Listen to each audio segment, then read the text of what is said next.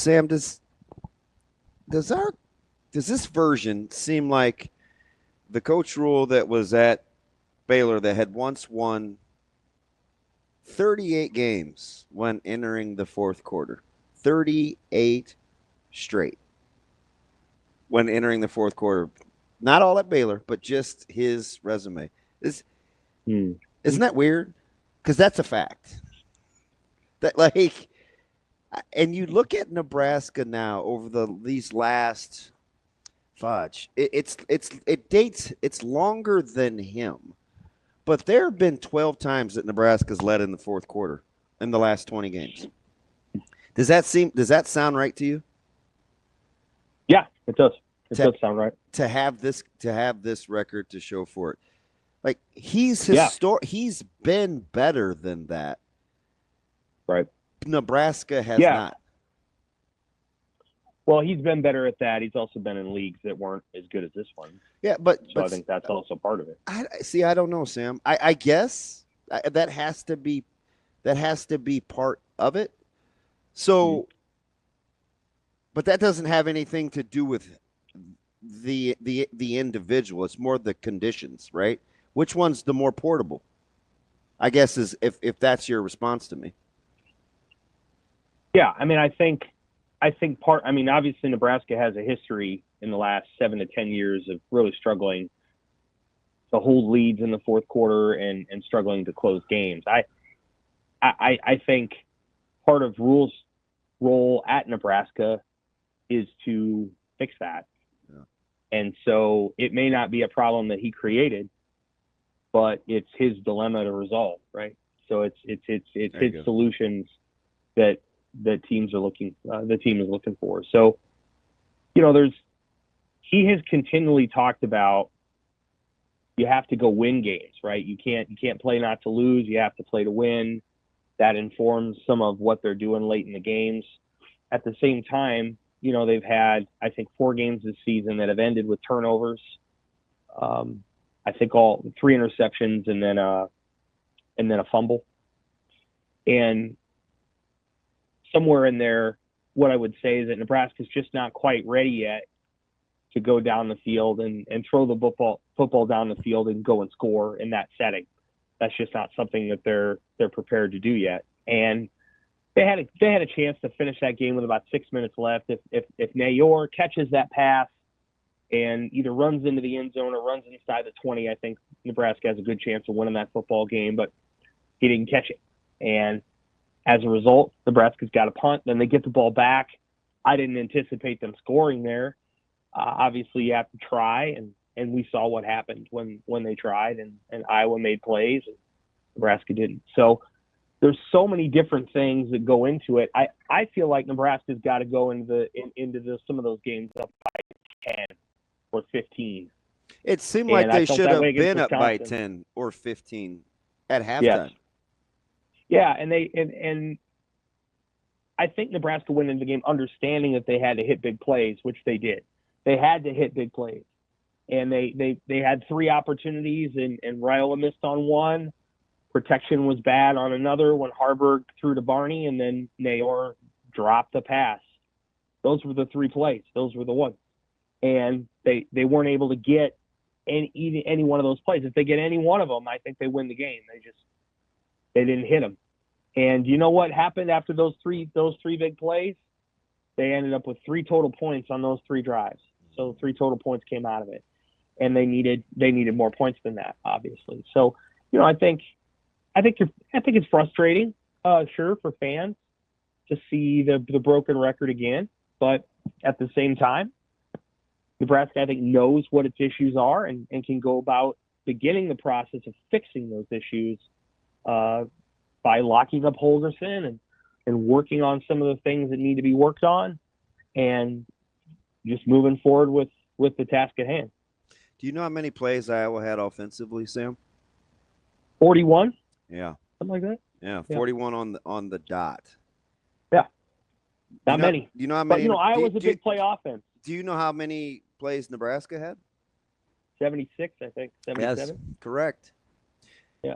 Of those 76 plays, do you know how many Nebraska put on the carpet?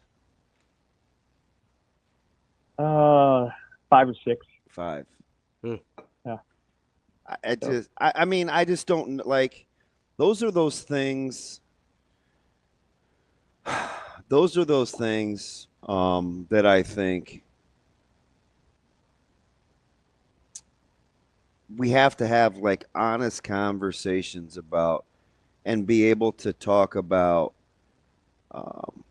what you could do from a personnel standpoint too, because at some point you have to be able to tell yourself, you know, we haven't won with you. We certainly can try to win without you. You know what I mean? So that's kind of why I'm into this bloodletting deal, and I'm hoping that, I mean, we're just going to have to weather it as a fan base and a media, because I think there's going to be a ton. Yeah. But I think it's okay, right? Because he's shown. I know Brian was like, hey, he's not mad at some of our portal guys, but social media was quick to remind him that there have been a ton of portal guys that hit too. He still has a good core, and I think he's shown the ability to be able to supplement. And I think we'd probably even do that with his staff too. So, like, I just think the bloodletting thing is the term that keeps coming to mind. I mean, they're obviously they're going to lose. They're going to lose a number of players to the portal. 35, 40. That's just the reality with a 105-man roster limit coming. But they were going to lose guys anyway. I think this was. There's some young guys that were going to go. They aren't going to play. I'm not terribly surprised. For example, Malachi Coleman is one of those players. I think, he was recruited over basically last year.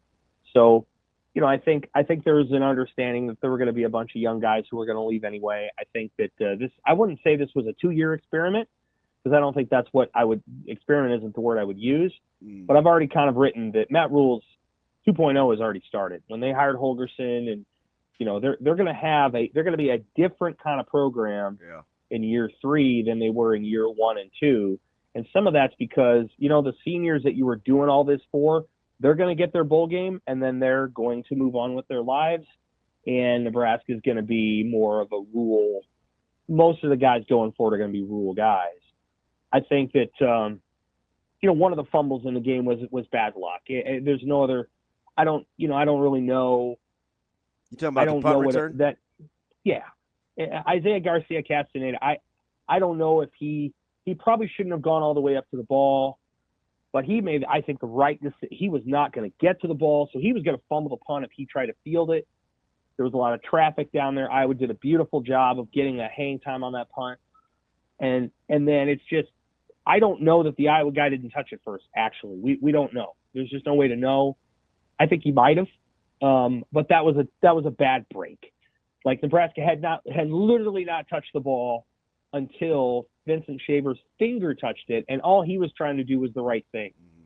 And so I define that as bad luck. Iowa was going to recover that ball, and then all they were going to do is down it, and Nebraska was going to get the ball. So that's bad luck. Everything else, though, I mean, you're taking kickoffs out of the end zone, and you're losing 5 to 6 yards every single time. You can't do that against Iowa. You have to understand that their frame of reference, everything they do is about field position. Everything they do is about field position. They're playing a very different kind of game that has limits. You can't win the Big Ten title doing what Iowa does, but they have but it has a framework. You can't lose yards. You can't kick the ball to returners who can beat you. You've got to find a really good punt rush strategy so that Iowa can't just do whatever it wants to do in the punt game. Like, the field was tilted against Nebraska almost the entire game. That was incredible. I think Iowa's, my buddy found it for me. I believe Iowa's starting field position, Sam, was at the 39-yard line. The 37. Yeah, 36.8, and Nebraska's was 21.6. Yep. So 37 to 22. A lot of that was the punt. But the one time Iowa was pinned back, they hit the big play with Caleb Johnson. Excuse me. And Iowa has a big play offense. That doesn't make any sense, but they do. And so what Iowa does is they kind of force you to defend the same things over and over, and you might be you might score 95% on that test. But the one question you miss turns into a 72-yard touchdown. And in a game that only has 23 points attached to it, that one miss is a big deal. And so that's what Iowa does. And I thought that play would come in the run game, but it comes on a swing pass, which is effectively a run. I thought Iowa would hit one of those plays, and I thought Nebraska had to hit one in return, had to hit at least one bomb, over the top. And if they did, they'd have won the game. And I think Nebraska knew it. I think they knew they had to hit those plays, and they didn't hit them. And I don't think that anyone in that locker room is surprised. They might be stunned that they lost the game. Sam, they but ran they're not 71 plays. Like, what? I don't understand why they needed a big play. You were two out of 3 in the red zone. You mean to get out of the bad field position? You showed you could move the. They were 8 of 17 on third down. They showed that they could move the ball to score a touchdown.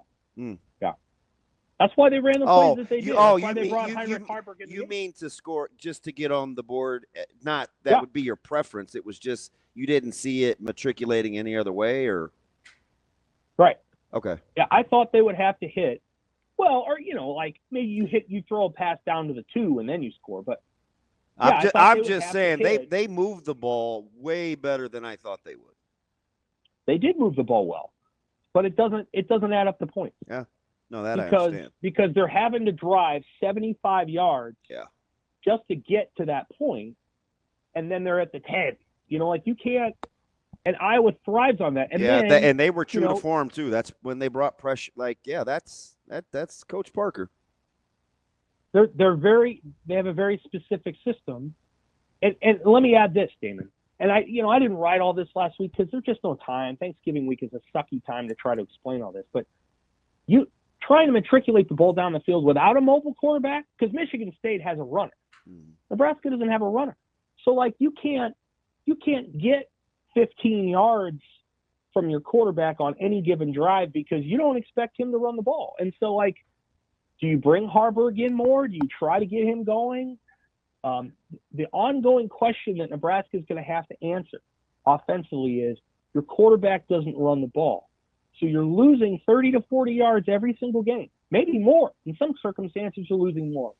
You have to replace that yardage with either the run game or a quick pass game or something else. And where quarterback run yards help is on drives like that. Like when you get in a jam and it's 3rd and 3, you can use your quarterback. Nebraska can't. They have to do it all the other way. And unless Dillon's going to become a runner, which I don't think he is, then they're going to have to devise ways to move the ball in those tight situations without using the quarterback as a runner. And let's be honest, there's about 15 teams in the NFL at this point who are using their quarterbacks as that. In the NFL, Josh Allen, Lamar Jackson, they're maybe the 2 best. Jalen Hurts. There's the best teams in the NFL are using their quarterbacks as runners. So if you're not going to do that, you better have an alternate option that's really good. Shoot, even Baker Mayfield hurt Carolina yesterday. And Baker Mayfield was a great runner in college. I think he had 1,000 yards. I know we don't think of him like that because he's leading the league he's top 3 or 4 in the league in touchdowns. So it's just we just assume it's his arm, But he was a great runner in college. Oh, yeah, 100%. And so, I'm looking it up now. How many rushing yards did he have as a senior? Well, he didn't have that many. But he was a really good runner. The interesting thing, you're talking about the big plays. They missed one on the first drive. Yeah. Like the very first drive. I think they intended to. Yeah. I think they intended to score a touchdown right then and there on the Jalen Lloyd. And they did an incredible job of taking that safety, the other safety that was supposed to be over the top. Yeah. And they held him with the over route. I mean, Dana Holgerson did a beautiful job. Some of their concepts strategizing were fantastic. Oh, yeah. He did an incredible job of setting Iowa's defense up. No question about it. But you got to hit the throw. You had the wind. Then in the third quarter, when they had the wind again, they tried the option pass, Haarberg, and that was an unfortunate thing where they faked the run. Okay, I get that. And Lutovsky's caught, I don't know, inside or outside, trying to help block a tackle. And they had an inside blitz. And He missed him. And so that's I think probably a touchdown. So like those are the small moments. Nebraska knew they had to hit a big play, and they didn't do it. So I think a couple things as I'm listening to this. Number one, I think Dylan, like his offseason will be pretty big for him. I think he's highly competitive. I think his fitness and the way that he trains to take care of his body, knowing kind of what to expect now as he matures, will be better. I don't know if that's going to turn him into a runner so much as I think he'll be able to absorb more. I think he'll be willing to do more. That's my glass half full. The other thing that I like with Holgerson is if you're going to get in the gun and run the ball, I do like the fact he's now introduced another running threat. So while you're right, you can't, and a true drop back, sometimes you just need your guy to take off and get you 6 or 7. You are running the ball better the last handful of weeks with multiple threats out of the gun game. So that's something they could figure out. I don't, because I don't know if I want to go back to the days of we were too quarterback centric before. And I said that forever. We had to find a way to get away from the QB run game because we turned the ball over too much and those guys don't last. Right? You've got how many articles have you done on fumbling the football with running quarterbacks? Right? That's the stats better than anyone. Mm-hmm. So I don't know if you want to go back to that either because we didn't love 2021. We didn't love 2020. You know what I mean? Yeah, I don't think you need him to beat Taylor Martinez. You need him to be young Jameis Winston in terms of how he moved, right? He's only got to do it 3 times a game. That's what I mean. Like Jameis Winston, you don't look at it like, hey, in my opinion, that's a mobile guy, but that's a dude that would take off 2-3 times a game, get 8 to 12 yards, and it completely changes the dynamic of the defense, right? But you don't watch Jameis Winston run and you go, that's an athlete right there. Like, that's not a running quarterback. I think physically it's a big offseason for Dylan, in my opinion. Just to be able to absorb, building your body up, trimming down a little. I'm guessing. Yeah, I think it is a big offseason for him. I think he is going to continue to grow and develop as a leader. There is body language during the games that I actually really like from him. I think the fact that he's kind of calm. Yeah, that, and then but he also knows when to. I think he's making the first down signal so that the coordinators know, hey, we got a first down. What are we doing here? Like, I think he has a pretty good. He handles the ball well. I know he fumbled, but he doesn't screw up exchanges that much. There's a lot of things about his game that I think are small but good. And now you just have to add layers to it, and you have to decide who your receivers are going to be. The 2 guys are gone. I mean, Banks and Nayor are gone. So who are the receivers now? Do you want to continue to go with the big-bodied receivers? Well, they have a couple on the roster, so they got some good They got some good young guys. They do. I think those guys. Again, I always build in. Well, they haven't played, so they haven't played much. Gonna take them time, and there were moments on Friday where I feel like Raiola's trust in Banks and Nayor is just higher than it was throwing at Fedoni in a key moment. There was a 3rd down where they run a mesh concept. Fedoni's the open one. He throws to Nayor. Couple situations where the short route's open, he's looking deep. I just think he had developed a trust with those two older receivers, and he's going to have to develop that now with a couple other guys. And we'll just have to see what happens. I will know next Sunday what bowl game they're going to. My sense is the pinstripe, but I could be wrong. What do you think happens? What do you think happens with Coach White? All the rumors swirling, and they may just be that, but we'll see. I think Florida State has interest. I don't know if he's interviewed for that job yet. Then he'll have head coaching opportunities potentially in Florida, and he's going to have to make a decision. And it might be that it's time to do that. I think he's probably learned quite a bit from Matt Rhule in 2 years. I could say this: the defense is going to really change. Obviously, the personnel is going to change. It's going to be a complete overhaul. You're going to have a different defense next year. I think that actually excites him. I don't know, man. I think we get more of Coach White next year. Well, that's good. I think that would be a good thing. the defense is going to change. Like it's going to be different than it was this year. I don't know that it'll be better, but it might be better in some things and not as good in others.